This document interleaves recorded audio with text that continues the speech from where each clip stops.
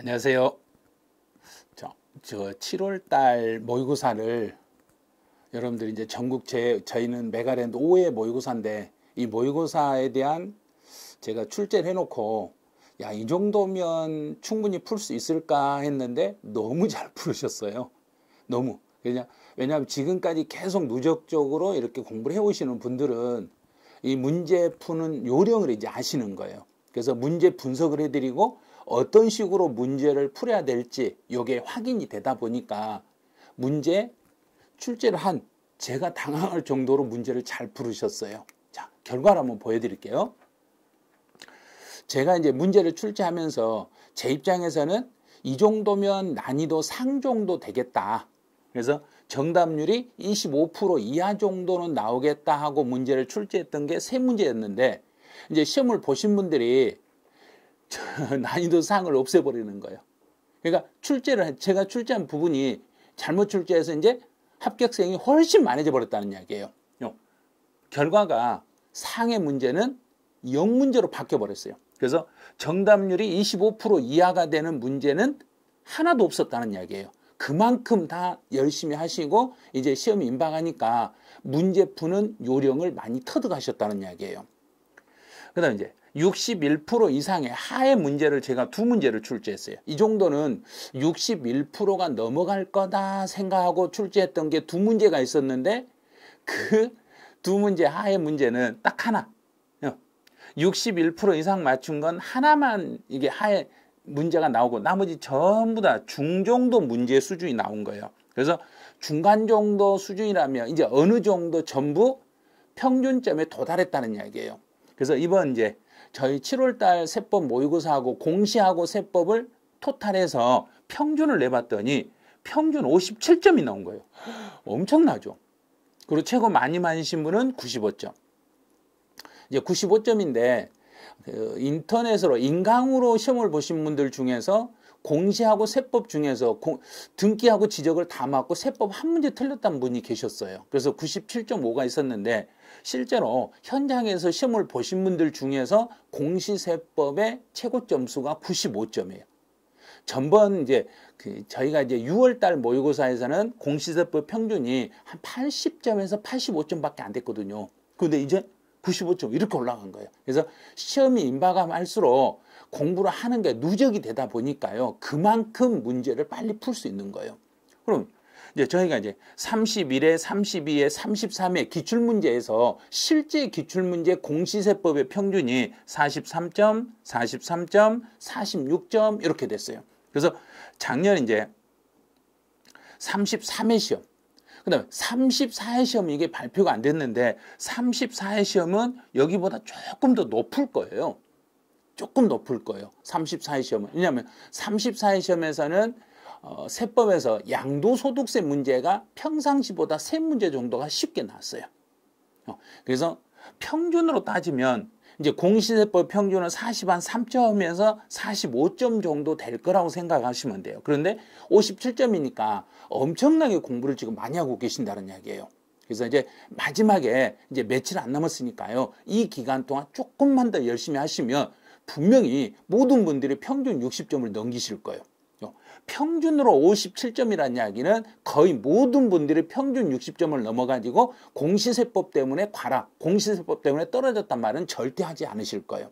그래서 저희 메가랜드 선생님을 믿으시고 지금까지 이렇게 잘 따라오신 결과가 문제 점수로 반영이 됐다는 걸 보셔야 돼요. 그래서 이렇게 문제 점수로 반영이 된다는 것은 여러분에게 도움이 되고 합격을 만들어 드릴 수 있는 거예요. 그래서 이제부터 제가 25분부터 세법 이번에 정답률을 가지고 분석을 다시 한번 해드릴게요. 이 정답률 분석에서 잘 들으셔야 할 게 이 25번 문제는 49.6%예요. 그래서 제가 시험 문제를 출제할 때 이거는 난이도 중간 정도니까 충분히 이 정도 나오리라고 예상했는데 진짜로 나왔어요. 그럼 이제 1번 지문을 지금 틀리신 분이 1번에다 이거 옳은 걸 찾아라 했는데 1번에다 정답을 하신 분들이 지금 22.5% 정도 되는데 주의하셔야 돼요. 원천 징수하는 소득세의 납세의무의 성립이다. 그럼 소득세 성립을 딱 4가지로 얼른 압축을 하셔야 돼요. 소득세 성립 시기는 아무 말이 없으면, 자, 첫 번째로 아무 말 없으면 소득세 확정 신고를 말해요. 확정 신고는 1년 단위로 우리가 세금을 신고하니까 1년 단위니까 1월 1일부터 12월 31일까지 이게 1년이에요. 그럼 1년이라는 시간이 끝나면 끝나는 때 여기서 세금을 계산할 준비 들어가는 거예요. 그럼 이제 첫 번째 1번은 원천 징수하는 소득세는 과세 기간이 끝났을 때 그러면 틀리는 거예요. 이 아무 말 없는 소득세가 1년이 끝났을 때요. 그다음에 이제 두 번째로 예정 신고하는 소득세 그러면 이거는 1개월 단위로 하는 거예요. 1개월 단위. 한 달 단위로 하니까 여기서 1개월은 달을 이야기해요. 그러면 달에 말일에 성립합니다. 이렇게 가는 거예요. 그 달 말일에 성립하는 거예요. 그 다음에 이제 중간연납이라는 건 6개월 단위니까 1월 1일부터 6월 말까지 6개월이에요. 그래서 그 6개월이라는 시간이 끝나면 세금을 계산할 준비합니다. 그래서 중간연납 기간이 끝났을 때예요. 이렇게 가는 거예요. 그 다음에 원천징수하는 소득세는 원천징수는 돈을 줄 때 원천징수하니까 돈을 지급할 때예요. 그래서 여기서 과세 기간이 끝났을 때가 아니라 그 소득 금액을 지급하는 때예요. 이렇게 하셔야 돼요. 그래서 22.5% 여기에 이제 정답을 찍으신 분들은 소득세 성립 시기가 4개가 있다는 걸 꼭 잡으셔야 돼요. 확정신고, 예정신고, 중간연납, 그다음에 원천징수. 근데 시험에서 주로 이제 출제위원들이 내는 것은 기본적인 걸 내는 게 아니라 옆으로 빗나가는 걸 내기 때문에 주로 원천징수하는 소득세 요 지문을 시험에서 많이 출제하시는 거예요. 그래서 1번에 하신 분은 절대 안 틀리도록 다시 한번 점검을 해 주시기 바라네요. 자, 2번은 여기서는 수정신고를 하는 게 있어요. 수정신고. 수정신고는 그랬어요. 그래서 법정신고 기한까지 제출한 자가 그러면 정확히 세금을 신고했는데 과소신고한 사람이에요. 정확히 신고는 했는데 과소신고를 해가지고 나중에 수정신고한다. 그러면 여기서 수정신고라는 거 뭐냐면 다시 증액하여 수정신고예요. 옛날에 신고된 걸 너무 적게 신고했으니까 더 크게 이렇게 올리는 거예요. 더 올려서 신고하는 거예요. 증액. 증액이라는 것은 더 금액을 더 내가 세금을 많이. 그래서 여기서 감액하여 이게 바로 증액하여 이렇게 하셔야 돼요. 여기를 증액으로 바꿔요. 그러면 이제 8.2% 되신 분들은 수정신고라는 게 옛날에 너무 적게 신고해서 이번에 더 세금을 더 내는 게 수정신고다. 이것만 알아버리면 문제를 풀 수 있는 거예요. 그래서 수정신고는 과거에 세금을 적게 신고했다가 이번에 세금을 조금 더 내가 제대로 정상적으로 더 세금을 내는 걸, 그럼 금액을 올리는 걸, 이걸 수정신고라고 그래요. 그래서 수정신고가 나오면 증액하여 이렇게 말하는 거예요. 그 다음에 또 하나 봐야 될 게 감액하여 확정의 효력이 생기는 거예요. 수정신고는 이미 앞에서 정확하게 신고가 되어 있는 상태이기 때문에 수정신고를 하더라도 증액하여 신고하더라도 그 수정신고로서는 그대로 효력이 생기는 거예요. 이 두 가지를 생각하셔야 돼요.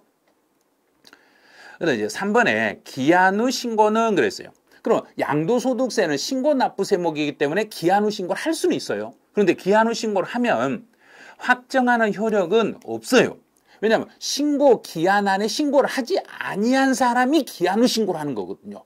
그래서 앞에서 신고한 사람은 수정신고를 하는 거고 신고를 아예 안 한 사람은 기한 후 신고를 하는 거예요. 그래서 앞에서 신고가 안 돼 있는 상태에서 기한이 지나서 신고를 하더라도 그 신고하는 그 서류는 효력이 생기지 않는 거예요. 그래서 효력을 가진다 해서 이거 틀린 거예요. 그래서 기한이 지나서 신고서를 제출하는 것은 효력이 없다는 걸 기억하세요. 수정신고는 이미 되어 있는 상태를 업그레이드해서 신고하니까 이미 되어 있는 상태도 확정이 되고 이번에 수정신고도 그것도 인정이 돼요.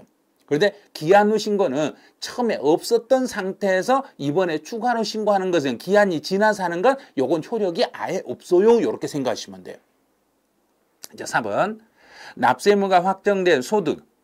그러면 이거는 뭐냐면 사실 이게 제일 어려운 지문이 요거거든요. 요 지문이 다른 자격시험에서 시험에 나왔던 문제 중에 상당히 까다로웠던 지문이에요.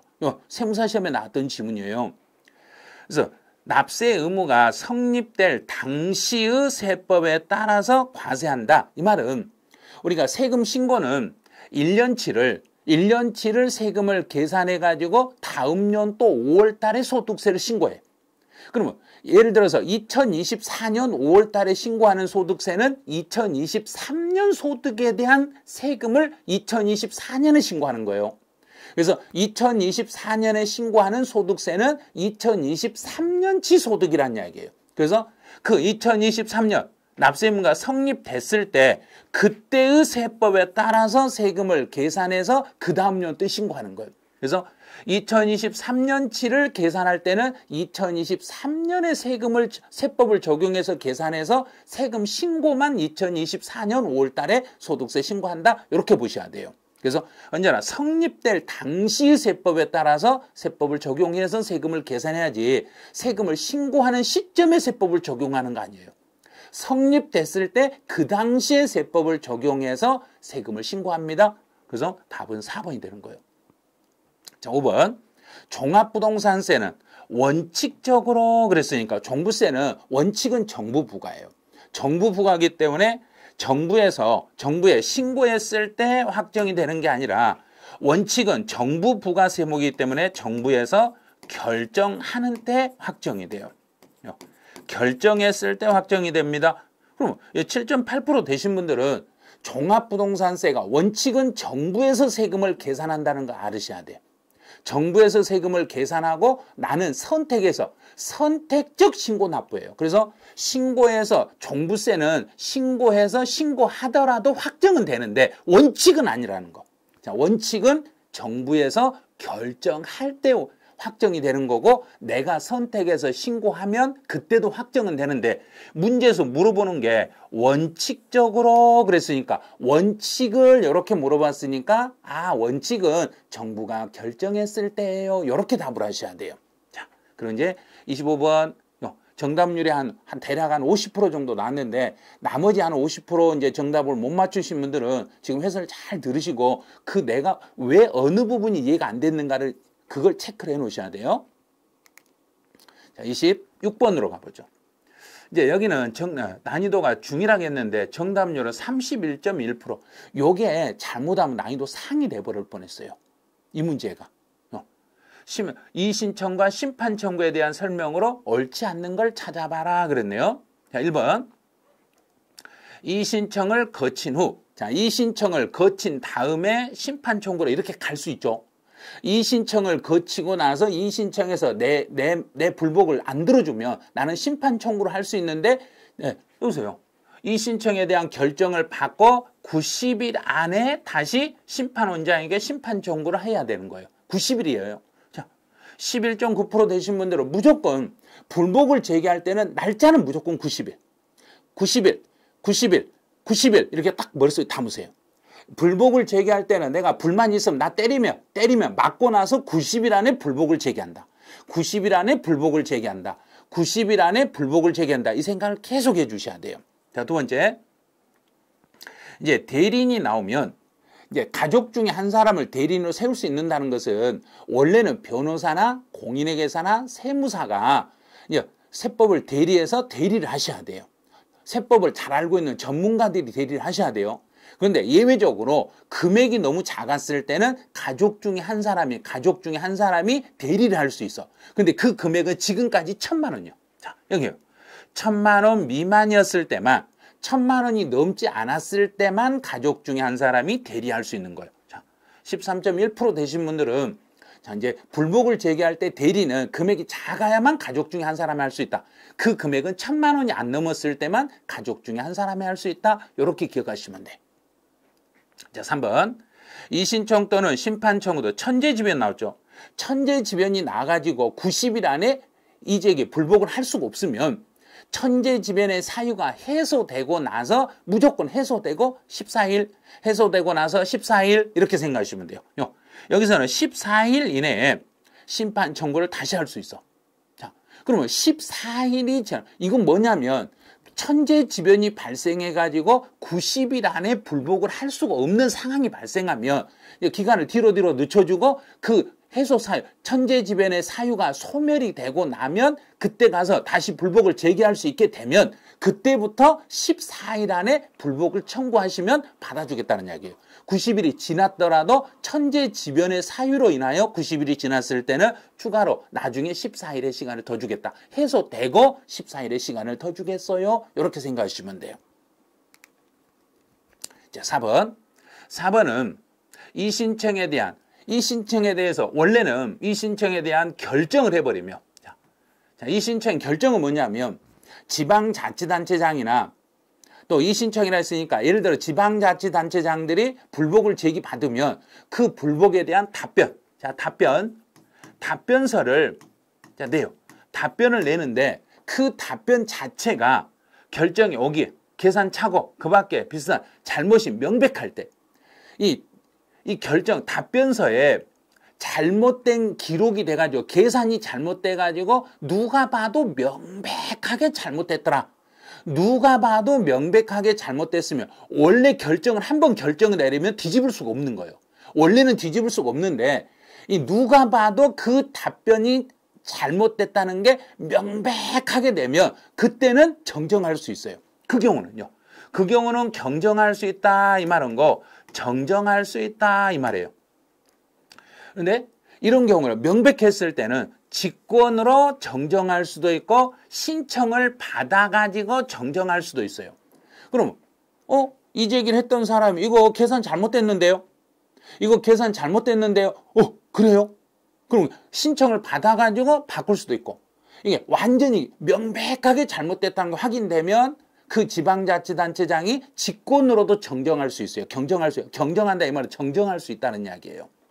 그래서 한번 결정을 해버리면 정부가 결정해서 답을 내버리면 원래는 그걸 뒤집을 수가 없는데 잘못된 게 확실했을 때는 그때는 다시 정정이 가능해요. 이런 거예요. 이게 4번이 맞는 거예요. 4번. 이거 맞는 거예요. 그 다음에 이제 5번. 동일한 처분에 대해서 심판 청구를 제기하고 이 신청을 제기한 경우 이거는 뭐냐면 이제 불복을 이렇게 불복을 하려면 이제 순서를 정할 때 이렇게 이 신청을 하고 심판 청구로 가고 안 그러면 불복을 할 때 심판 청구로 갔다가 그럼 다시 소송으로 법원에 소송을 하고 이렇게 과정을 거치셔야 돼. 이 과정을 거쳐야 되는데 이제 과정을 이렇게 됐다 이거예요.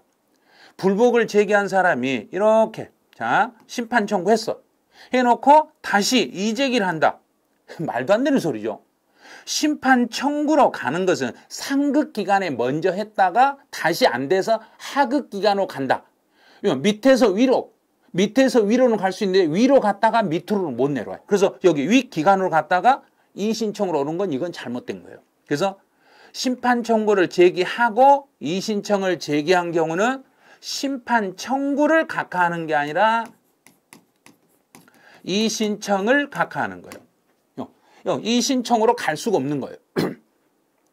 심판 청구를 한 다음에 이 신청은 아예 불가능한 거예요. 그건 안 돼. 그래서 이 신청을 심판 청구했다가 이 신청을 하면은 이 신청을 없는 걸로 보는 거야. 왜? 상급 기관에서 의견이 결정을 내면 그게 원칙이니까 하급 기관으로 가는 거 이 자체는 안 됩니다. 그래서 심판 청구를 각하한다가 아니라 이 신청을 각하하는 결정을 해야 됩니다. 이게 틀린 거예요. 31.1%가 여기다 정확히 했는데 참 이 문제는 4번에다가 유인을 한 거예요. 4번에다가 유인을 해가지고 4번에다가 답을 찍으면 5번이 안 보이게 만들어 놓은 거예요. 그래서 이 문제가 중이라고 사실은 했지만 살짝 이거 상의 느낌이 날 정도로 만드는 문제였는데 아니나 다를까 상의 느낌에 가깝게 문제가 출제가 돼버린 거예요. 그럼 이런 정도가 문제가 나오면 실제 시험 문제에 갔을 때도 많이 틀릴 수 있으니까요. 주의를 조금만 해주시면 돼요. 그래서 상급 기관에다 불복을 제기하고 하급 기관에 다시 불복을 제기했을 때 하급 기관에 불복을 제기한 게 그게 각하처분이 된다는 거. 아시겠죠? 이제 27번. 이제 여기는 제가 문제를 내면서 이제 납세 의무하고 소득금의 계산 특례를 문제로 만들었는데 이제 42%가 맞추셨네요. 중간 정도 수준이면 42%면 약간 부족한 거예요. 50%가 약간 넘어가야 되거든요. 자, 1번. 피상속이 나왔죠. 사망자의 소득과 상속인의 소득이 있으면 요 소득은 딱 하나예요. 합산하여 계산하는 게 아니라 구분하여. 2.9%. 다 맞추실 뻔했는데 몇 분이 지금 여기다 답을 체크하셨어요. 언제나 사망자의 소득은 상속인이 세금을 계산해 주는데 상속인이 사망자의 소득까지 세금을 계산해서 신고하는데 사망자 소득 금액하고 상속인 자기 소득은 구분하여 계산하는 거예요. 구분하여 계산합니다. 두 번째, 특수관계인 그랬네요. 특수관계인인데 배우자나 직계존비속은 빠져야 돼요. 특수관계인에게 자산을 증여하여 증여받은 수증자가 10년 이내에 다시 타인에게 양도할 때 증여자가 직접 양도한 것으로 보는 그러면 이 말이 뭐냐면 부정한 행위가 있었기 때문에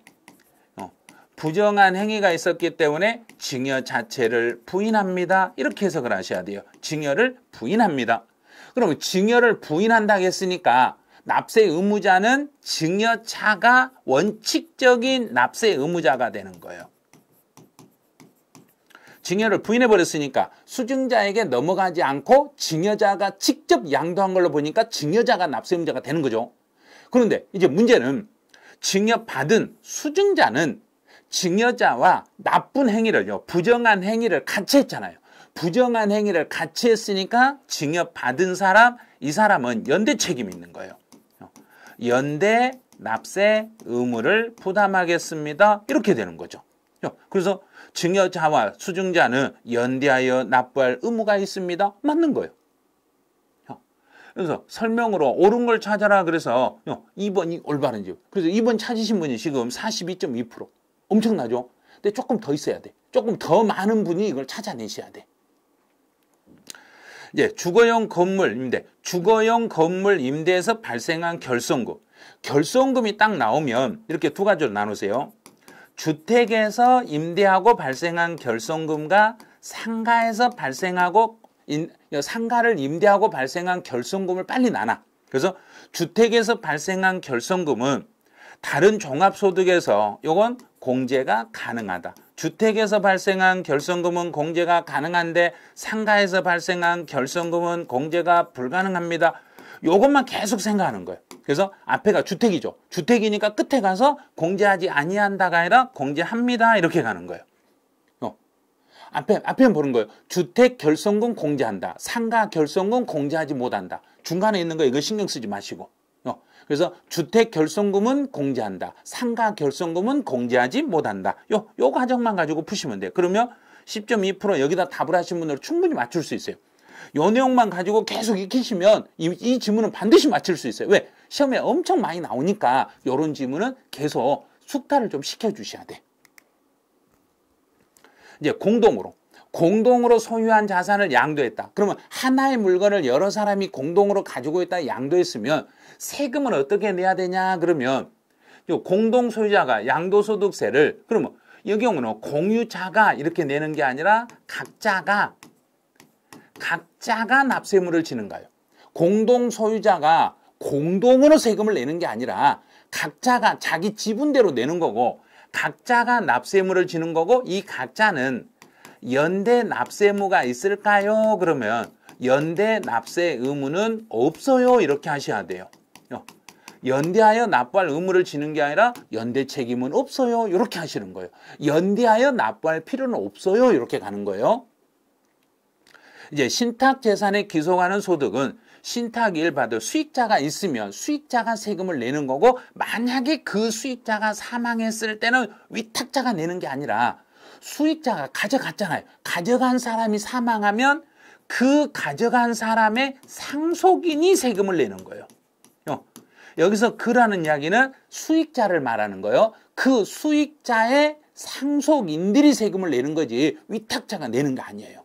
위탁자가 세금을 낼 때는 어떻게 해야 되냐면 그 신탁 재산을 위탁자가 실질적으로 통지하고 있을 때 그러면 신탁 재산을 위탁자가 통지한다는 이야기는 신탁 재산을 위탁자가 통지한다는 이야기는 그 소득을 위탁자가 주머니에 넣겠다 이 소리예요. 위탁자가 통지하고 있으면 위탁자가 세금을 내는 거고 아무런 말이 없이 수익자가 있어요. 그러면 수익자가 세금을 신고하는 거예요. 대신에 수익자가 가져가 놓고 사망해버리면 그 수익자의 상속인들이 세금을 내게 되는 거예요. 그럼 이제 이런 문제가 출제된다 하면 충분히 맞출 수 있는 것들인데 여기다 25.8%가 여기다 했다는 것은 이 부분을 지금 이해 못 하셨다는 이야기예요. 누군가가 사망해버리면 그 사망한 사람의 상속인들이 세금을 내시는 거예요. 누군가 사망하면 사망하신 분 주머니에 돈 있잖아요. 그럼 그 주머니에 돈을 누가 가져갈 거냐 이거예요. 그럼 상속인들이 가져가잖아요. 그럼 그 상속인들이 대신 세금을 내시는 거예요. 자, 28번. 이제 주택 임대소득하고 관련된 내용 그랬네요. 그래서 옳지 않는 걸 찾아냈는데 이거 난이도 중이라고 출제했어요. 그런데 정답률은 33.2%예요. 그럼 이것도 조금만 잘못했으면 난이도 상으로 바뀌어버릴 뻔했다는 이야기예요. 요건 너무 적게 맞으신 거예요. 임대소득에서 33.2%면 이 문제는 시험장에 가면 조금 더 어렵게 다가올 수 있어요. 어렵게 다가올 수 있으니까 지문 분석 정확히 하셔야 돼요. 자, 주거용 건물 임대에서 발생한 총수익. 그러면 주택을 임대해서 발생한 총수익 금액의 합계가 3천만 원 이하가 아니라 2천만 원 이하예요. 2천만 원 이하인 경우는 특례가 적용. 여기서 특례를 적용한다는 이야기는 분리과세를 선택할 수 있다 이 말이에요. 분리과세를 선택할 수 있습니다. 그럼 2천만 원 이하가 되면 다른 종합소득에 합산해서 신고해도 되고 다른 종합소득과 합산하지 않고 분리과세로 바로 끝내도 돼. 분리과세로 바로 끝내도 되고 다른 종합소득과 합쳐도 되는데 분리과세를 선택할 수 있는 특례가 있습니다. 이렇게 가는 거죠. 그럼 여기는 33.2%가 이 금액에서 함정에 걸리신 거예요. 자, 2천만 원이요. 3천이 아니라 2천만 원도 넘지 않았을 때, 왜냐하면 2천만 원도 넘지 않으면은 종합소득으로 합치든 분리과세로 하든 세금의 세율 차이가 얼마 안 나. 그래서 총 세액에 미치는 영향이 얼마 크지 않으니까 2천만 원도 안 됐을 때는 분리과세를 선택할 수 있게 해주는 거예요. 그러면 1번이 바로 틀렸죠. 자, 1번. 그래서 1번을 틀린 걸 찾으신 분, 2천만 원 이거 맞히신 분은 3천이나 2천이라고 다 찍으셨어. 그런데 이제 2번부터 체크하신 분이 어디가 잘못되는 거죠? 1개의 주택을 소유하는 자의 주택 임대소득에 대해서는 원칙은 과세하지 않지만, 그래요. 하나의 집을 가진 사람이, 두 개가 하나의 집을 가진 사람이 거기서 받는 임대료 소득은 원칙은 비과세예요. 그런데 기준시가 12억을 초과하는 주택은, 요거는 12억을 초과하는 고가주택은 1주택일지라도 과세합니다. 국외소재 주택은 그냥 상가로 해석하시면 돼요. 자, 상가로 해석해가지고 무조건 과세가 됩니다. 과세가 됩니다. 맞았네. 그런데요, 13.9%는 이게 틀렸다고 생각하신 거예요. 잘못 생각하면 안 돼요. 여기서 주의할 건 기준시가예요. 기준시가가 정부 고시가로 12억을 초과하는 주택을 고가주택이라고 그래. 그래서 고가주택인 경우에는 1주택을 임대하고 벌어들인 월 임대료일지라도 12억 초과의 주택에서 발생한 월 임대료 소득은 요건 과세하겠습니다. 이렇게 가는 거죠. 그 다음에 국외소재 주택은 주택이 아니라 상가를 임대한 걸로 봐가지고 무조건 금액에 상관없이 1주택일지라도 외국에 있는 주택을 임대하고 받는 건 무조건 과세 대상이에요. 이렇게 가는 거예요.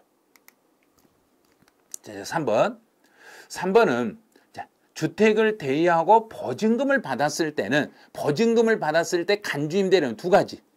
일단 먼저 3주택은 넘어야 되고 보증금의 합계액이 3억 원을 초과해야 돼. 단 3주택 여부를 따질 때는 충족한 법령에서 정한 요건을 충족한 주택은 제외합니다. 이 말은 소형주택은 제외합니다. 이 말이에요.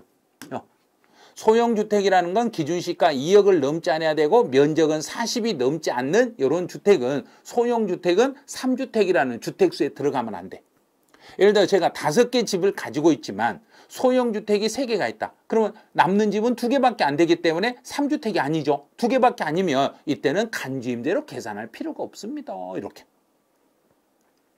지금요 16% 되신 분들은 주택의 보증금에 대해서는 무조건 2가지. 자, 보증금이라고 나오면 간주 임대료라는 걸 계산을 해야 되는데 이 간주 임대료를 계산할 때는 3주택 이상이 되셔야 돼. 3주택 이상이 되고 보증금의 합계액이 3억 원을 초과해야 돼. 이 2개가 동시에 충족을 해야만 간주임대료 계산이 되시는 거예요.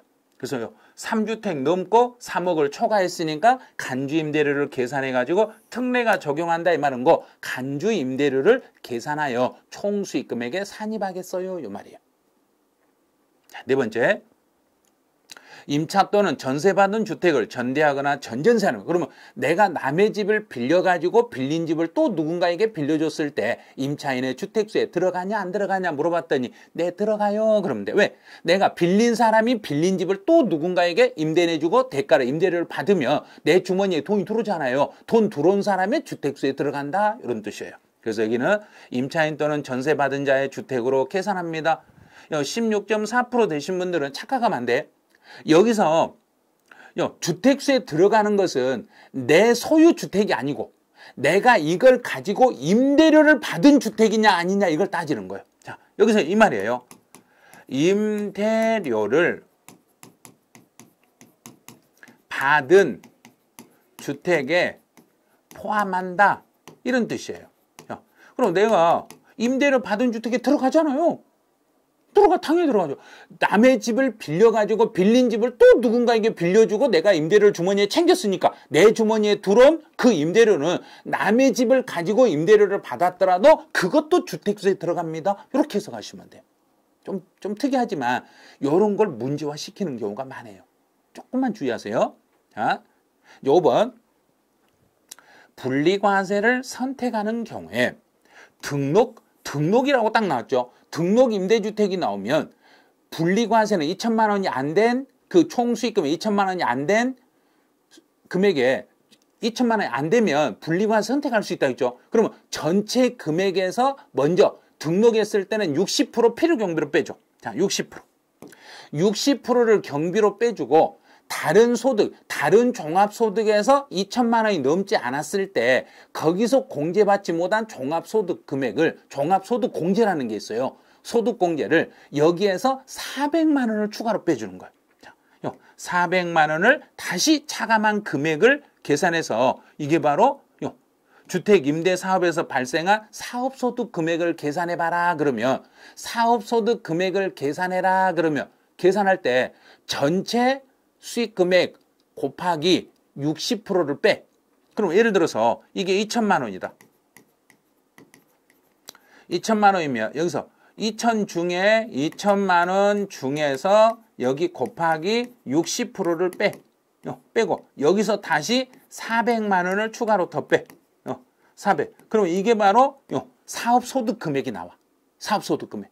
그럼 사업소득 금액 얼마인가 봐요. 26, 12. 12. 그러면 1200이죠. 그러면 2000에서 1200을 빼면 800. 800에서 400을 빼면 이제 남는 거 400만 원. 이렇게요. 이런 식으로 계산하는 거예요. 그래서 그렇게 막 어려운 계산 아니에요.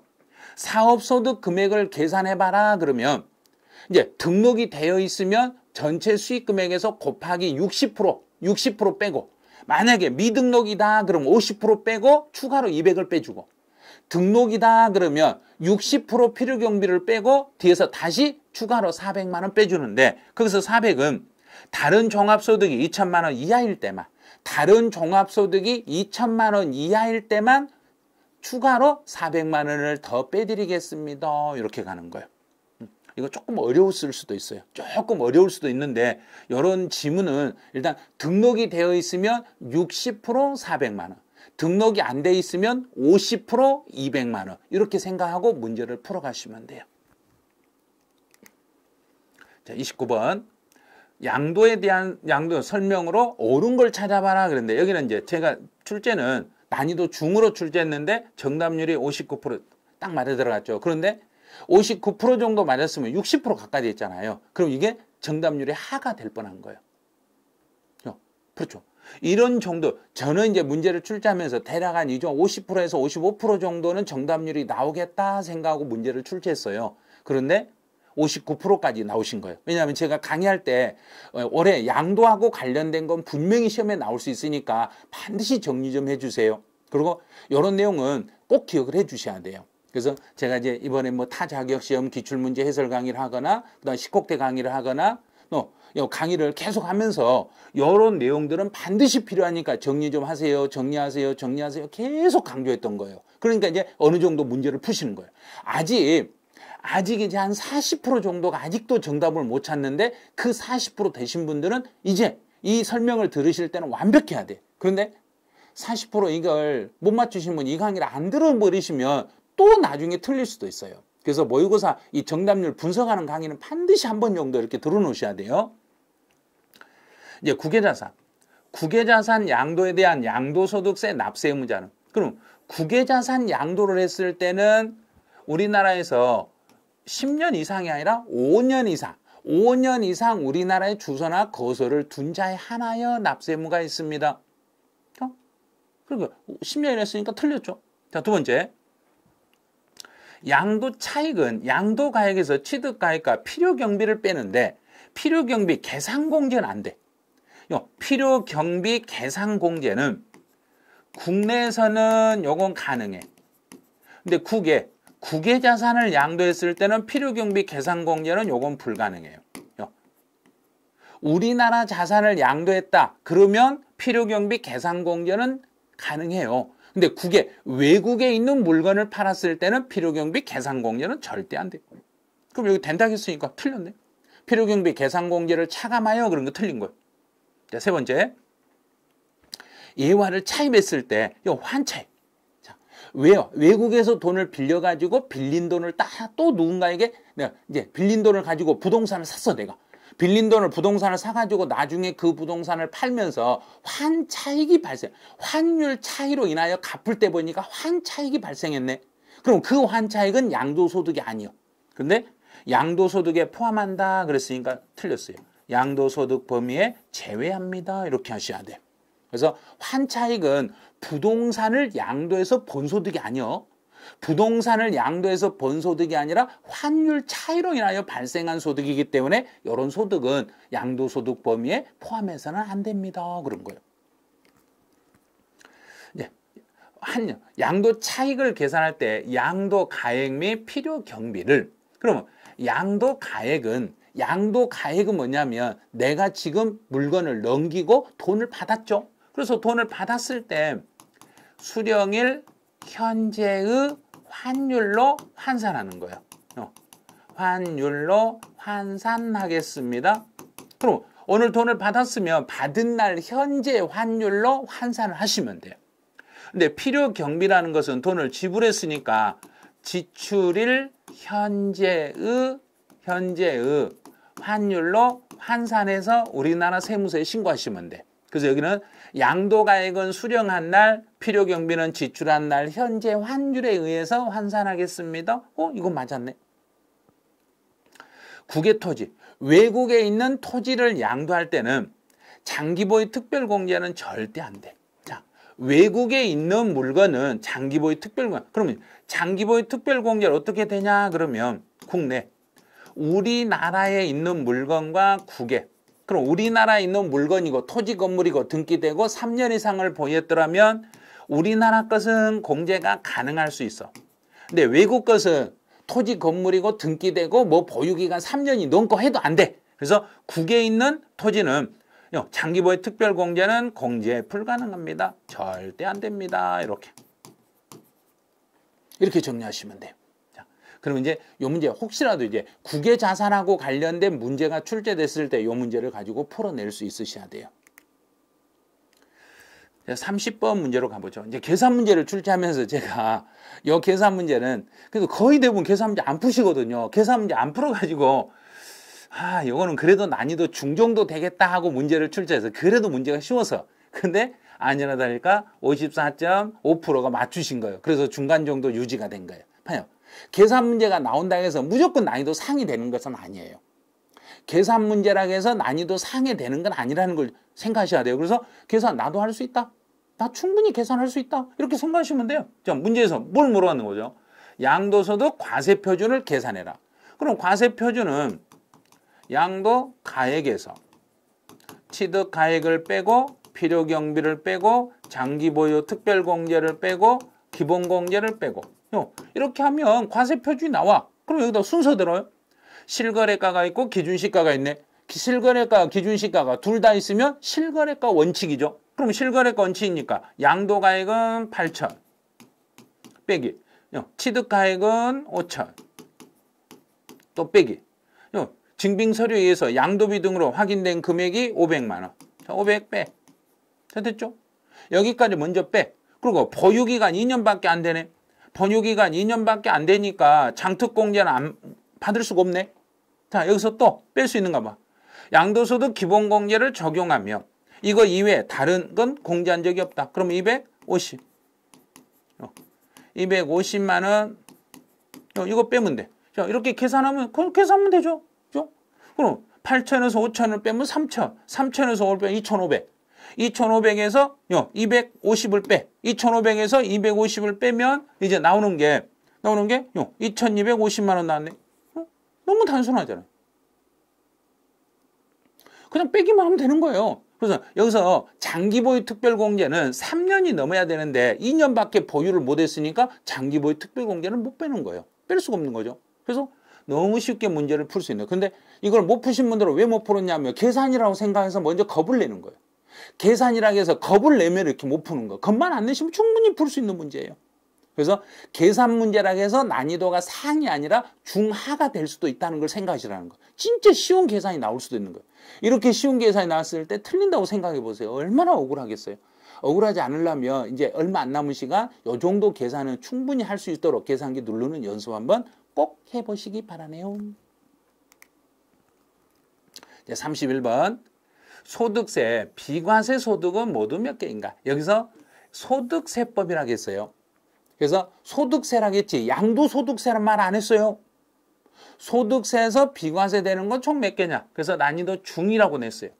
근데 정답률이 36.1%. 그럼 36.1%는 중간이 아니라 잘못하면 상이 될 수도 있는 문제가 되는 거예요. 그래서 올해 이제 이번 모의고사 문제에서 상의 문제가 여러분들이 너무나 시험을 잘 봐가지고 상이 하나도 없어졌는데 사실은 이런 문제가 상의 문제로 바뀔 수도 있었던 거예요. 자, 사업소득 중에서 논밭을 작물 생산에 이용했네. 논밭을 작물 생산에 이용하고 받는 소득 있죠. 논밭을 작물 생산에 이용했을 때는 요건 비과세예요. 이거 비과세네요. 그 다음 두 번째로 지적법 다시 재측량을 하면서 면적이 감소됐네. 면적이 감소돼서 지급받는 조정금. 자, 이거 양도소득세 비과세네요. 이것도 소득세 비과세네요. 이제 국가가 또 나왔네요.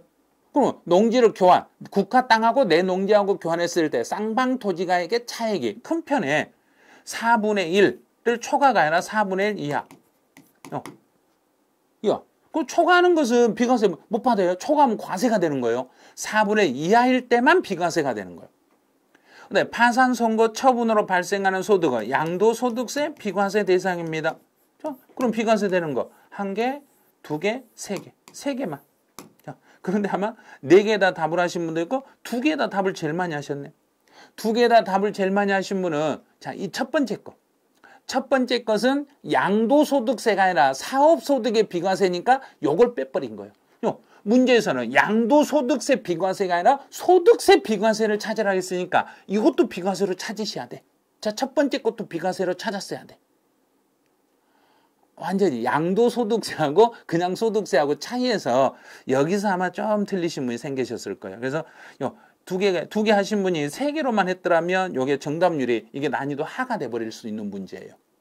그런데 난이도 중간 정도 문제를 내면서 야 이거 너무 많이 맞출 것 같다. 그래서 앞에를 소득세법상이라고 해놓고 논밭을 작물 생산에 이용한 걸 요걸 하나 딱 갖다 넣어봤던 거예요. 그래서 이 문제는 올해 공인행위상 문제하고 다른 자격시험에서 나왔던 문제 두 군데를 혼용해서 만든 문제가 요 문제예요.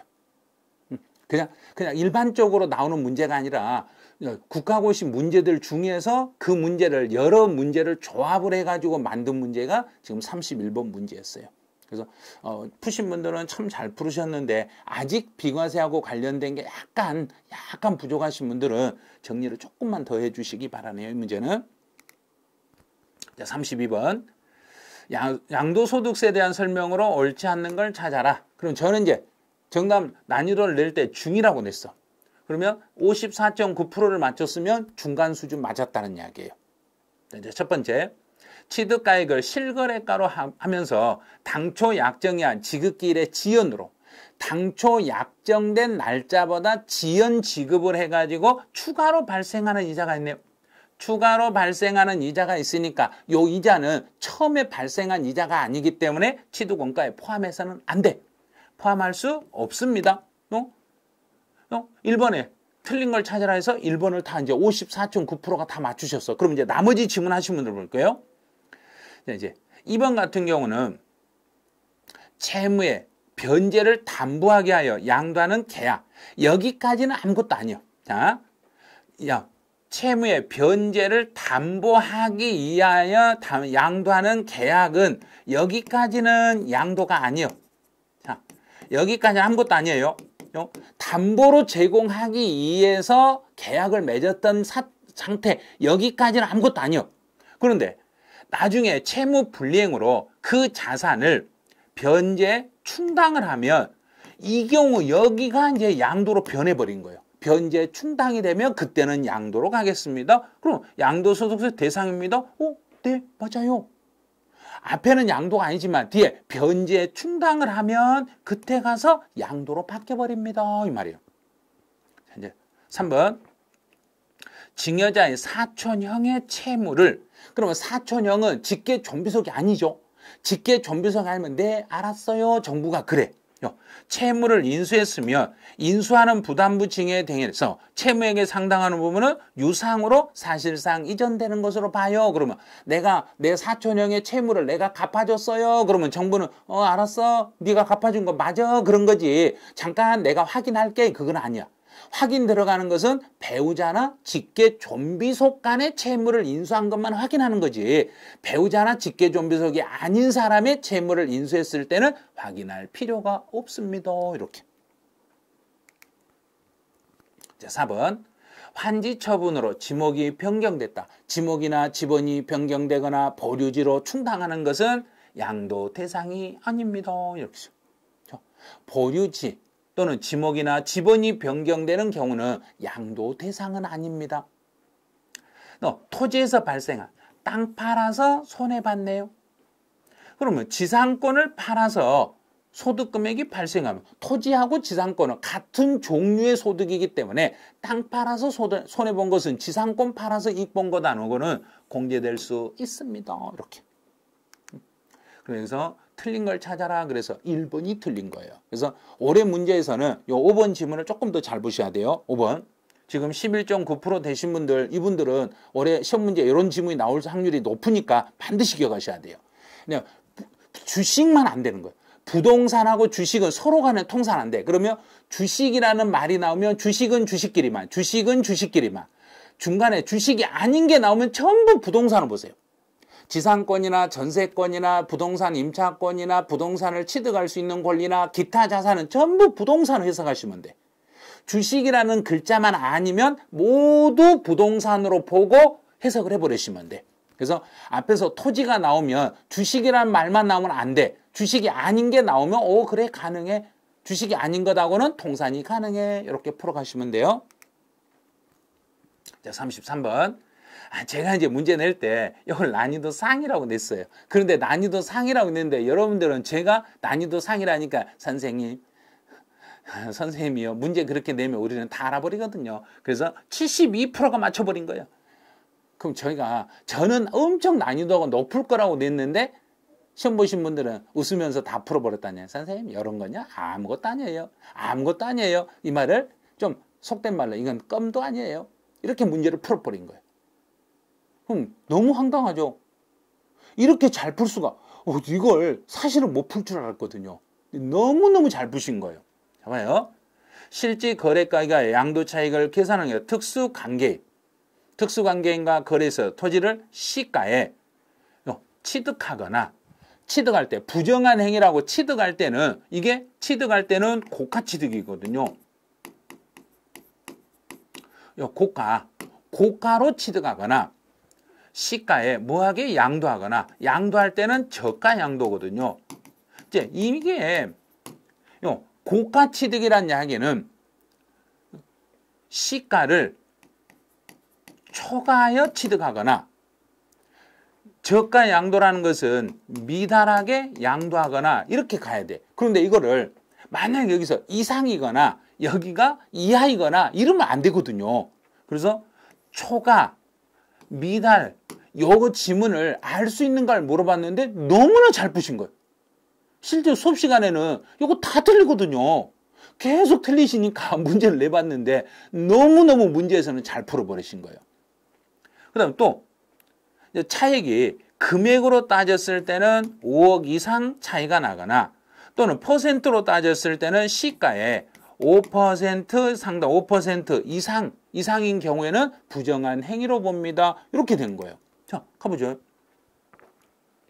시가를 초과하여 취득하거나 그럼 고가 취득이거나 시가에 미달하게 양도하거나 저가로 양도하거나 금액은 3억 이상 차이가 나거나 또는 퍼센트는 5% 이상 차이가 나면 이거는 부당행위 계산 부인 적용입니다.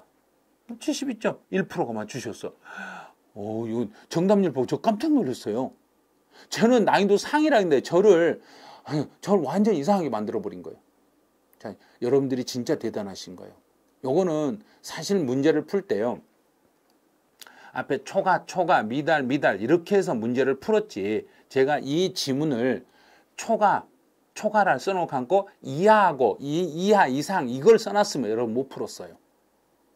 그래서 일부러 문제 난이도가 너무 높다 보니까 초과 미달 요것만 써드린 거지 이하하고 이상은 안 썼던 거예요. 이상 이하를 썼더라면 아예 진짜 난이도 상이 돼가지고 못 풀으셨을 거예요. 많이 배려했는데 너무너무 잘 풀으셨어요. 시험장에 가서도 이렇게 풀어주셔야 돼요. 혹시 이런 문제가 시험에 나왔을 때 시험장에서도 이 정답률처럼 맞추셔야지. 아니요, 제가요 모의고사 때는 맞췄는데 본시험에서는 못 맞췄다뇨. 이런 말 하시면 안 돼. 지금 맞추신 분들은 시험 볼 때까지 꼭 이거 유지해 주셔야 돼요. 요런 부당행위 계산 부인은 출제위원들이 반드시 시험에 내려고 하니까 꼭 다시 점검을 해서 다시 한번 꼭 확인을 해 놓으시기 바라네요. 자, 34번. 이건 난이도 제가 상이라고 냈는데 정답률이 48% 나왔어요. 그럼 이것도 출제 오류예요. 제가 잘못 출제해버린 거예요. 너무 문제를 저는 어렵게 문제를 냈는데 푸시는 분이 너무 쉽게 풀어버린 거예요. 그러면 난이도가 상이 아니라 중으로 바뀌어버린 거예요. 이것도. 이제 옳은 걸 찾아라 했어요. 재산세와 종합부동산세에 대한 설명으로 옳은 걸 찾아봐라. 갑주택에 대한 재산세는 우리 주택에 대한 재산세를 낼 때는 납세 의무자별로 계산하는 게 아니라 주택별로 계산하는 거죠. 재산세는 주택별로 초과 누진세를 적용합니다. 그런데 여기는 주택이 두 채라고 했으니까 집이 두 채라고 했으니까 초과 누진세는 0.1에서 0.4까지의 초과 누진세를 적용합니다. 자, 두 번째. 상가 건물에 대한 재산세는 과세 기준일 현재의 시가 표준액에 공정시장 가액별 60%를 곱하여 산정한 가액을 과세 표준으로 하여 비례세율을 적용합니다. 그러면 상가라고 했으니까 일반 상가는 0.25%의 비례세율로 과세하겠습니다. 이제 가배주택에 대한 종합부동산세는 종부세는 두 개라고 했으니까 종합부동산세는 납세 의무자별로 합쳐서 비례세율을 적용하는 게 아니라 비례세율이 아니에요. 종합부동산세는 왜 개인이라고 했잖아요. 개인이 집을 두 개를 가지고 있으니까 납세 의무자별로 합산해서 초과 누진 세율을 적용하는 거예요. 초과 누진세율을 적용하는데 누진율은 0.5에서 2.7%입니다. 왜? 3주택, 2주택 이하니까. 2주택까지는 0.5에서 2.7, 3주택 이상이면 0.5에서 5%. 여기 비례세율에 해서 이게 틀렸네요. 이거는 틀렸어요.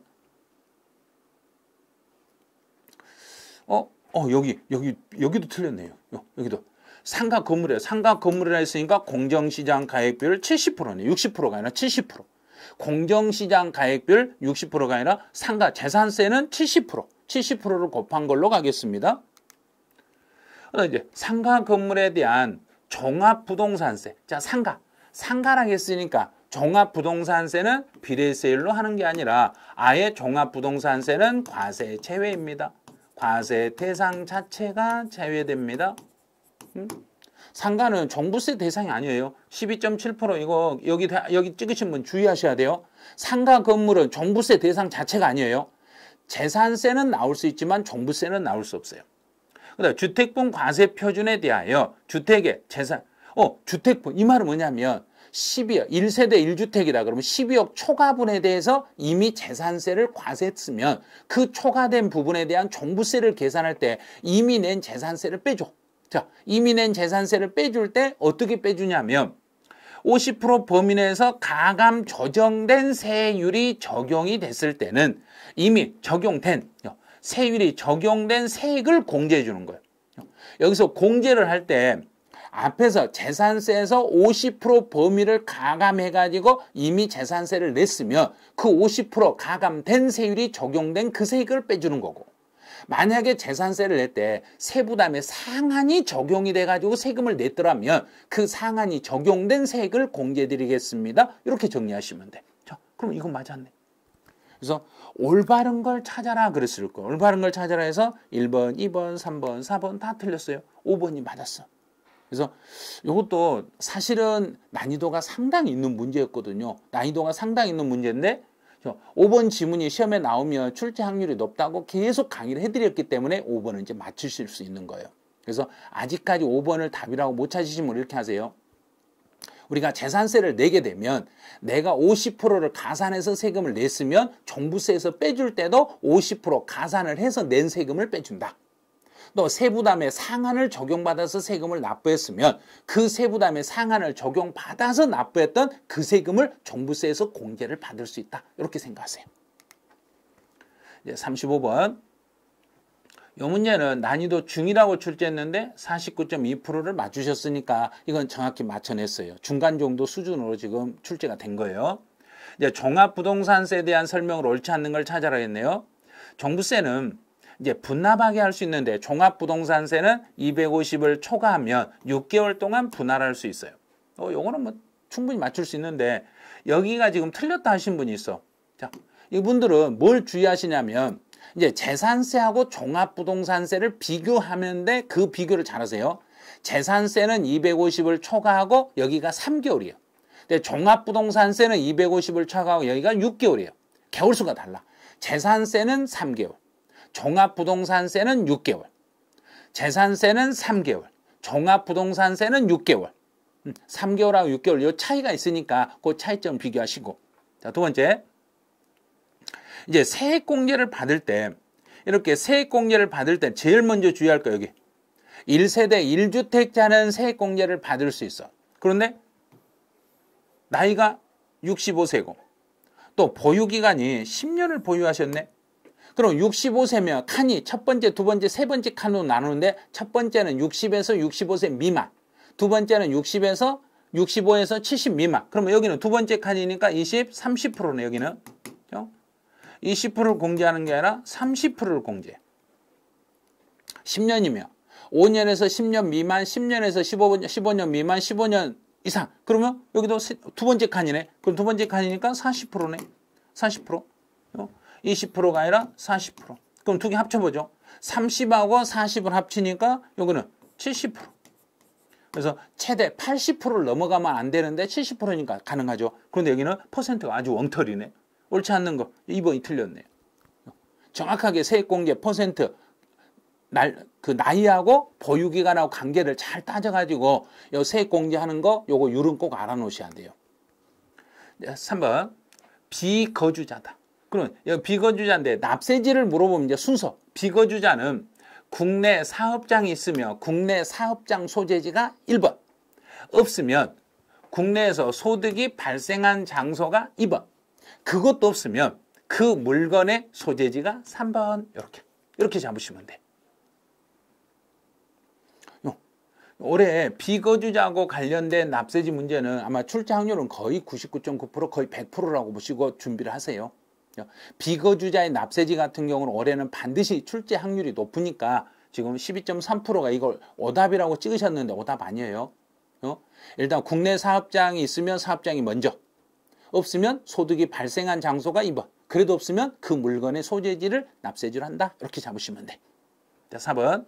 신고 납부 방식으로 납부하고자 할 신고 납부를 하든 정부에서 부과하든 날짜는 똑같아야 돼. 그래서 매년 12월 1일부터 12월 15일까지 하셔야 돼.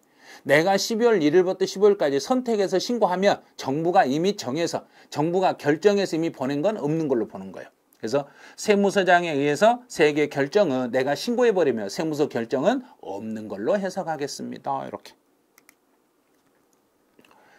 이제 개인 소유 1세대 1주택에 대한 종합부담 과세표준. 그러면 1세대 개인이고 1세대 1주택에 대한 과세표준을 이렇게 물어보면 전체 공시 가액을 합계한 금액에서 여기에서 1세대 1주택이니까 12억을 빼.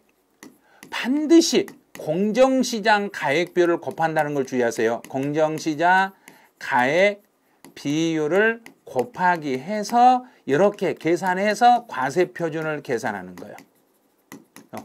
반드시요. 요걸 빠뜨리시면 안 돼요. 1세대 1주택이면 12억을 빼고 1세대 2주택이 넘어가면 9억을 빼고 12억 빼든 9억을 빼든 뒤에 공정시장 가액비율을 반드시 곱한다는 걸 기억하셔야 돼요. 그래서 12억을 공제하고 공정시장 가액비율을 곱한 금액을 과세표준으로 하겠습니다. 13.9% 되신 분들은 지금 뭘 이해를 못한 여기를 아마 이해를 못하셨을 거예요. 1세대 1주택이면 12억을 빼고 1세대 2주택이 넣으면 9억을 빼고 만약에 앞에가 법인이다. 그러면 여기는 0. 법인이면 뺄 게 없어요. 전체 금액에서 0원을 빼고 0을 빼고 공정시장 가액비율을 곱하시면 돼. 이거 조금 어려웠을 수도 있는데 이 문제는 지금 정답률이 49.2%가 나와가지고 그래도 이 정도면 종부세 어느 정도 이해가 지금 되셨다고 보는 거예요. 이제 36번 난이도 중이네였네요. 이것도 50%. 그럼 나는 중과 딱 맞았죠. 부담부 증여 나왔네요. 증여자의 채무를 인수하는 부담부 증여를 통해서 부동산을 이전하는 경우에 채무액에 상당하는 부분은 유사.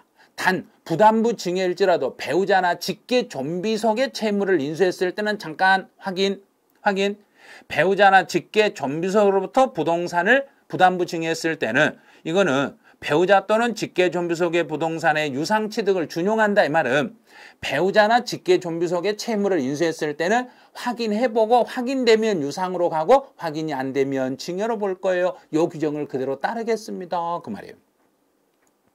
취득세 과세 대상이 되는 것은 부동산, 차량, 기계, 항공기, 선박에 한한다. 말도 안 되는 소리 하고 있네요. 그런데 여기다 답을 하셨네. 옳은 걸 찾으라겠는데. 부동산이나 차량이나 기계나 항공이나 선박만이 아니라 임목도 있고 또 광어권도 있고 어업권도 있고 양식어권도 있죠. 그 다음에 각종 해운권도 있죠. 이렇게만 해. 잘 모르면 취득세 과세 대상은 14개. 취득세 과세 대상은 14개. 자, 14개 하나, 둘, 셋, 넷, 5개 써놨는데 맞다고 하면 말이 안 되죠. 하나한다 그러면 안 되는 거죠. 그래서 취득세 과세 대상물은 부동산, 차량, 기계, 선박, 항공기, 임목, 광어권, 어업권, 양식어권, 각종 해운권 이것들이 취득세 과세 대상이 되는 거예요. 기본적으로 익혀 주셔야 되는 건. 근데 종류를 변경하거나 지목을 변경했어. 근데 가액이 증가한 경우, 가액이 증가했으니까 취득으로 본다 이래야죠. 취득으로 본다. 가액이 증가되면 종류를 변경하거나 지목을 변경했을 때는 가액 증가분에 대해서만 취득으로 보는 거예요. 이건 6.1% 되신 분들 이거 조금만 더 생각하면 풀 수 있어요. 지목을 변경하거나 종류를 변경했을 때는 가액이 증가되면 증가된 부분에 대해서는 취득으로 본다.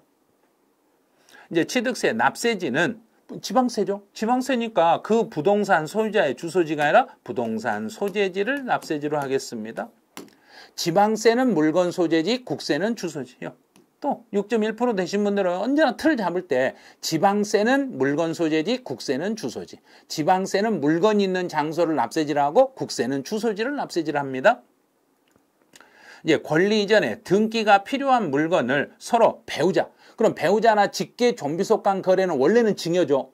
그런데 객관적으로 확인이 되면 유상이니까 등기가 필요한 물건을 부부간에 또는 부모와 자녀간에 교환했으니까 등기소에서 등기되어 있는 물건을 서로 맞바꿨으니까 대가관계 확인했네. 확인했으면 유상으로 보겠죠. 증여가 아니라 유상취득으로 보겠습니다. 이렇게. 여기 그 5번에다 답을 많이 하셨는데 이거는 5번에다 답을 하면 옳은 걸 찾으라 해서 5번에다 답을 하셨는데 1번이 무슨 말인지 이해가 안 되면 답을 못 찾겠으니까 그냥 5번에 찍으신 거예요. 언제나 배우자나 직계 좀비속 간의 거래가 나오면 무조건 배우자나 직계 좀비속 간의 거래 나오면 먼저 확인한다. 확인한다. 그러면 증여로 먼저 갔다가 확인해보고 맞으면 유상으로 돌려준다. 배우자나 직계 좀비속은 무조건 확인하고 유상으로 간다. 요 생각만 하고 문제를 푸시면 돼요. 자, 37번. 중과 기준세율만. 그러면 중과 기준세율만 그러면 특례세율을 찾으라는 이야기예요. 그럼 중과 기준세율이니까 등기 없이 취득세가 과세되는 거 요걸 찾으라는 이야기예요. 등기는 없이 취득세. 그럼 환매 등기니까 여기는 등기를 하겠으니까 이거 등기를 하네. 그다음 무덤. 무덤은 죽은 사람 앞으로 등기할 필요가 없죠. 임시 등기할 필요가 없죠. 또 재산 분할은 등기를 해야죠. 그럼 등기 안 하는 걸 찾아라 이 말이에요. 등기 안 하는 걸 찾아라 그랬으니까 니은 티귿. 자, 니은 티귿 이렇게 찾으면 되죠. 봐요. 저는 난이도 상이라고 냈는데 지금 42.6%가 맞춰가지고 난이도 상이 아니라 중으로 바뀌어버린 거예요. 엄청 어려운 문제라고 생각하는데 이제는 풀 수 있잖아요. 자, 그 전에는 5월달, 6월달까지 이게 엄청 어려웠거든요. 그런데 이제 문제풀이를 자, 저희가 5월, 6월에 기출문제 풀이 한번 했죠. 그 다음에 지금 7월, 8월 달에 예상문제 풀이 진행하고 있죠. 계속 문제를 이렇게 따라오신 분들은 분명히 이게 풀리는 거예요. 그런데 문제를 안 푸신 분들은 이 문제를 지금 못 풀어. 그래서 지금 문제를 계속 수업 시간에 우리 수업 진행할 때 지금 현장에서 수업을 들으신 분, 동요 인강으로 수업을 들으신 분 중에서 수업을 정상적으로 따라오신 분들은 전부 이렇게 풀어내는 거예요. 저희가 시험 10월달까지 맞춰가지고 과정 이렇게 그 과정에 맞게끔 진도를 조금씩 빼줘. 어떻게 하냐면 처음에 이런 식으로. 자, 이렇게 공부를 더 해줘요. 나선형으로 이렇게 해드리거든요. 이게 시간이 지나면 당연히 문제가 풀려. 그러니까 고민하지 마시고 수업을 계속 쭉 따라오시라는 이야기예요. 따라오시면 시험 볼 때쯤 되면 시험장에 가면 문제가 다 풀릴 수 있도록 이렇게 해드리니까 수업을 정확히만 따라오시면 봐요. 아무리 어려운 문제를 출제해도 다 맞춰내시잖아요. 그러니까 이렇게 맞춰내신 분들 진짜 대단하신 거예요. 진짜 참을성 좋으시고 계속 끈기 있게 계속 저희 수업을 따라오신 분들은 이렇게 문제를 잘 풀어 오실 수 있다는 거. 자, 이 문제 푸신 분들 진짜 축하드리네요. 이제는 이 특례세율 문제가 나오면 틀리지 않으실 거예요. 그러니까 시험장에서도 특례세율 문제 꼭 맞춰주시기 바라네요. 이제 38번으로 이제 난이도 중이라고 냈어요. 그럼 정답률은 46.7% 나왔으니까 중 맞았네요. 이 정도면 충분히 문제 정확히 출제했네요. 네, 분리과세 대상 중에서 분리과세 대상의 토지를 모두 찾아라. 그럼 분리과세라는 것은 생산활동으로 사용하는 것 또는 사치활동으로 사용하는 것 이 두 개를 찾으라는 이야기예요. 네, 시지역에 도시의 상업지역에 도시의 상업지역에 공장 용지가 있으면 이 공장은 건축물의 부속 토지로 보는 거예요.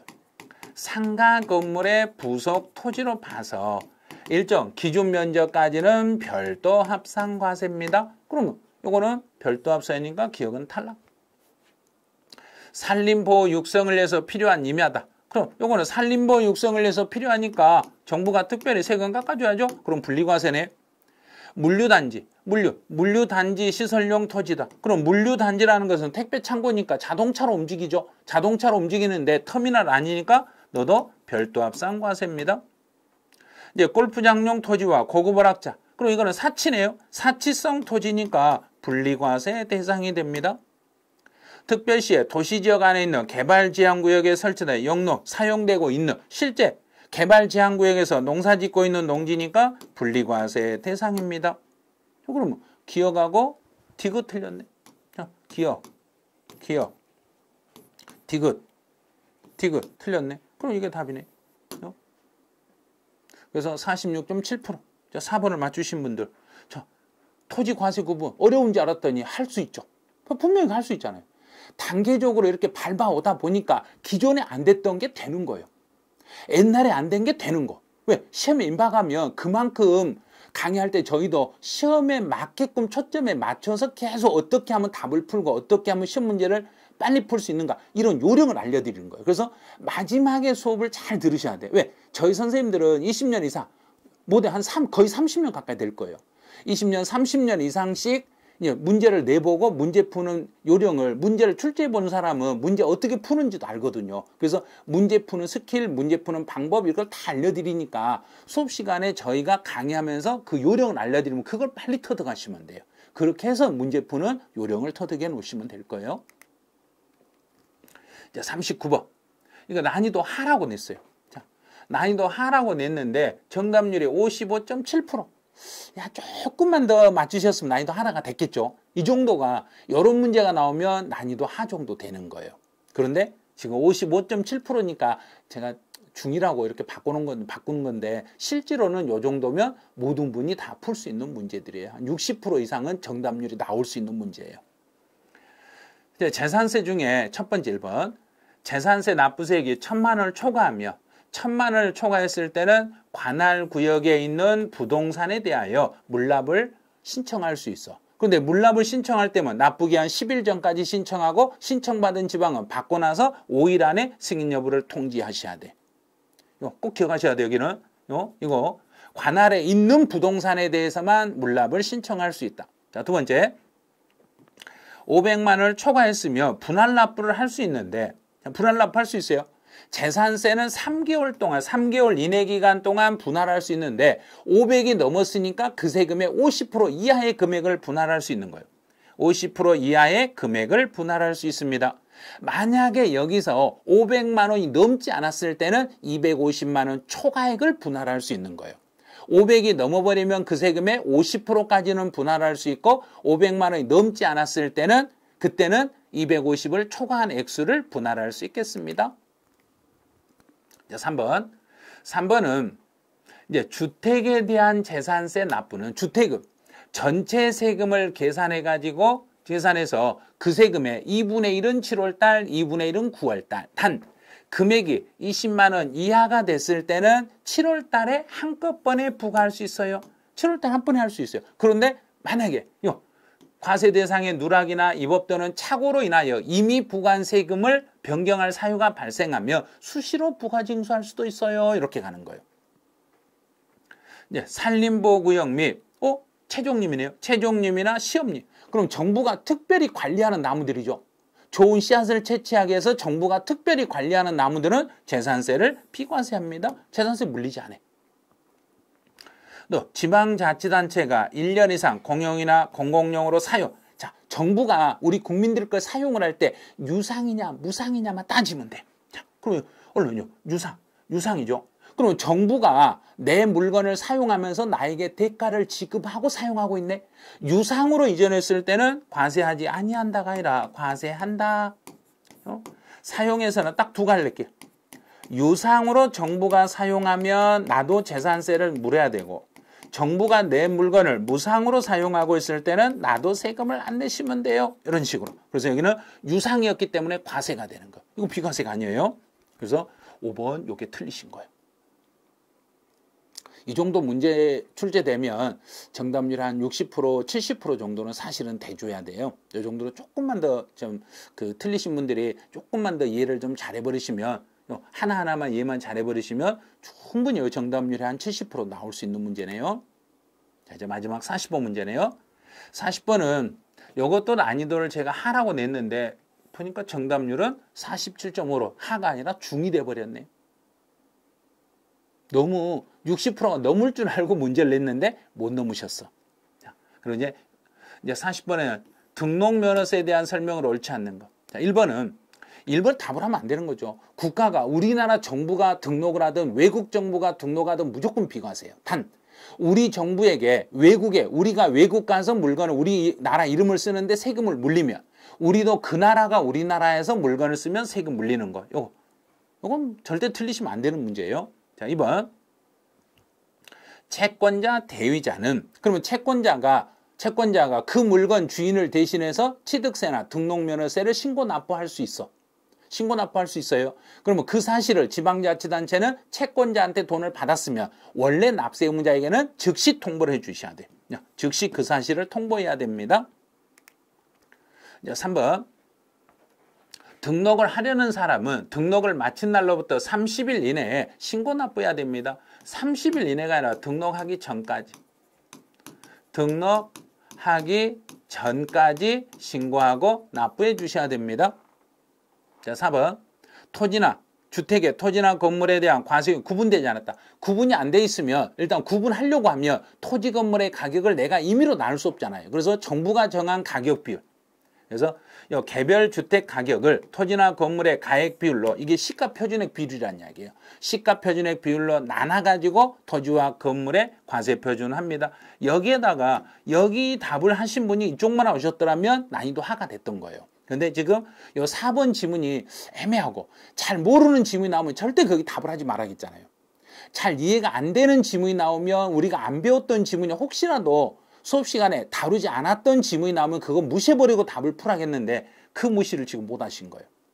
자, 여기는 21.7%인데 여기는 맞는 지문이에요.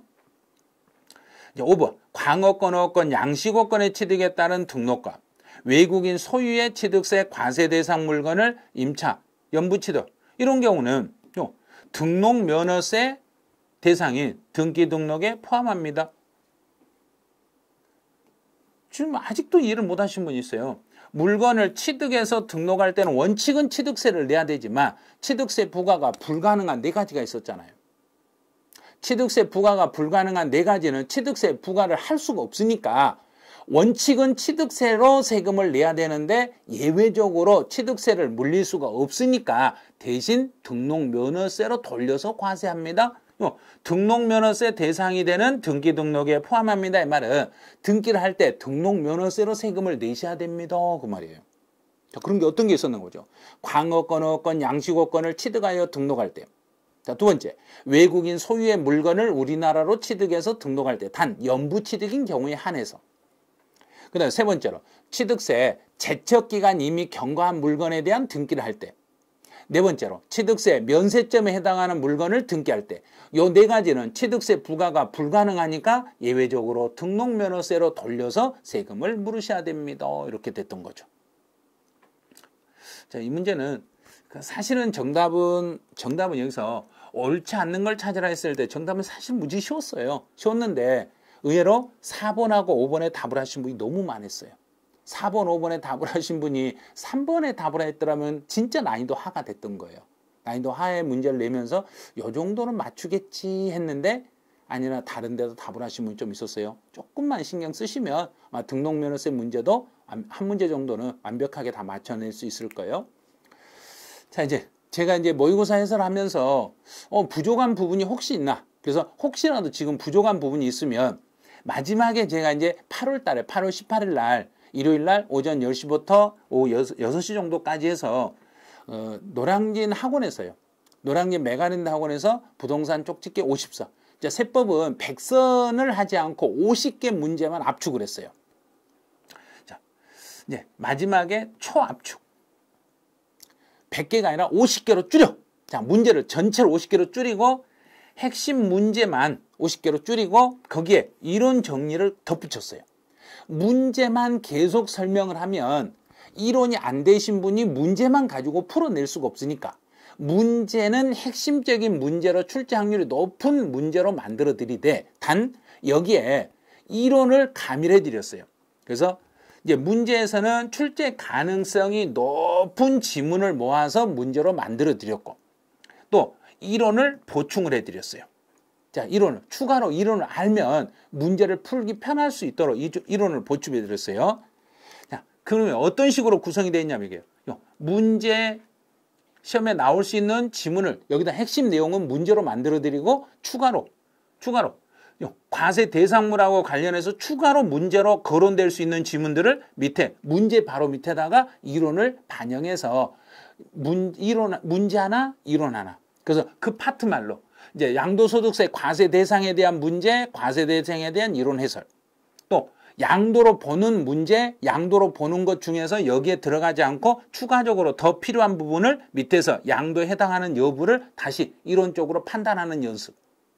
이렇게 연습을 해서 총 문제로 50개 문제를 만들어 가지고 이론하고 문제를 하나로 혼용해서 잡아버리면 실제로 시험장에 가면 어떤 문제가 나와도 다 풀 수 있을 정도로 완벽하게 만들어 드린 요 쪽집기 50선이에요. 그래서 요게 현장 강의를 듣고자 하신 분들은 노량진 학원으로 전화를 문의하시면 돼. 그럼 여기는 서울이니까 02겠죠. 전번에 제가 한장세법이나 핵심 그쪽 그 10곡대 과정을 할 때 지방에서 오르신 분이 있더라고요. 한 장짜리 세법 할 때 저 어디서 제일 멀리서 오신 분이 누구예요? 그랬더니 울산에서 오셨더라고요. 울산에서 아침에 올라가지고 수업 듣고 내려가요 하신 분이 있었고, 그 다음에 다른 지역에서 울산보다 더 가까운 그 다른 타 지역에서 오르신 분이 많았는데 하루 정도만 이렇게 시간 내가지고 8월 18일 일요일이니까 하루 정도 시간 내면 전국 어디든지 가네요. 요즘 KTX가 2시간에서 2시간 반 정도면 충분히 서울역이나 용산역 오실 수 있어요. 그래서 노량진은 용산역에서 전철로 한 정거장, 서울역이면 전철로 하나 둘 세 정거장. 자, 그러면 충분히 아침에 10시부터 수업 시작하니까요 오실 수 있어요. 10시부터 오셔가지고 하루의 정리를 실강으로 라이브로 듣는 게 안 되잖아요. 그래서 실강으로 수업을 들으시고 집중해서 하루 만에 문제하고 이런 완벽히 정리하고 그리고 복습 들어가시면 돼요. 아니요, 저는요 도저히 실강은 안 돼요. 그러면 동영상으로 들으실 분들은 그 다음날, 자 8월 19일 오전이 한 오후 정도 될 거예요. 8월 19일 오후부터 영상으로 업로드가 되니까 동영상으로 들으실 분은 18일이 아니라 19일. 실강을 들으실 분은 8월 18일 오전 10시부터 노량진 학원에서 노량진역에 있어요. 노량진역에 나오시면 노량진역 3번 출구로 나오시면 돼요. 3번 출구로 나오셔가지고 오른쪽으로 한 70m 정도 오시면 하나은행 6층에가 저희 메가랜드 학원이 있으니까 그쪽으로 오시면 돼요. 사전에 학원으로 전화 문의하셔야 돼요. 전화 문의하시고 또 사전에 그 인터넷으로 그 등록을 하셔도 되니까요. 등록을 해가지고 학원 오셔도 돼요. 학원 실강으로 학원 등록이 아마 될 거예요. 그러니까 학원에 먼저 문의하세요. 전화를 해가지고 학원에서 어떻게 하세요. 그럼 그렇게 처리하시고 오셔야 되고.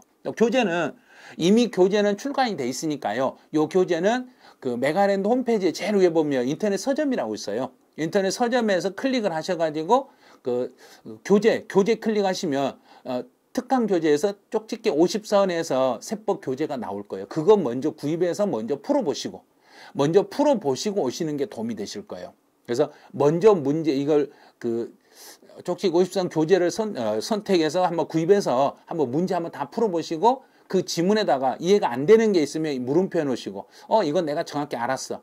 이건 잘 모르겠는데 그러면 세모.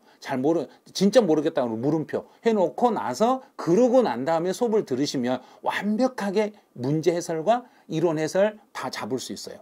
이렇게 잡아놓으시면 돼요. 그래서 모의고사 보시고 나서 혹시 이제 쪽집기 50선 요 문제 강의를 듣고 싶으신 분들은 노량진 학원으로 문의를 한번 해주시기 바라네요.